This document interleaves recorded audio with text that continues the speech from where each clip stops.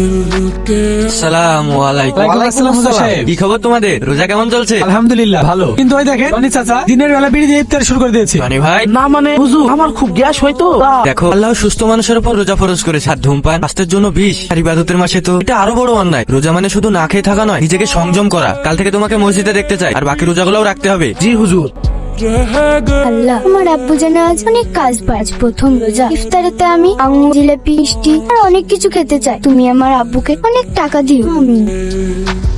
আশেপাশে তো কেউ দেখছে না, একটা মিষ্টি খেলে কি বাগুনা হবে আর কেউ বুঝতে পারবে না।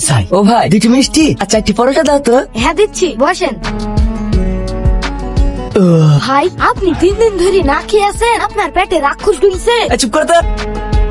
এলো টাকা। আর কেউ জিজ্ঞেস করলে বলবা আমি ইফতার স্যাম্পল টেস্ট করতে এসেছিলাম। আচ্ছা ঠিক আছে। কি রে বন্ধু, কি করছিস? কি আর করবো, রমজান মাস, তাই দোকানে একটু গোছগাছ করছি। বল তোর কি খবর? ভালো। বলছি ভাই, 500 টাকা ধার দে না, মেয়েটার জন্য ইফতারি বাজার করবো। কাজ হলে সামনের সপ্তাহে তোকে দিয়ে দেবো। না রে ভাই, আমার কাছে টাকা নাই, বুঝতেই পারছিস রমজান মাস, বেচা কেনাও নাই। ঠিক আছে।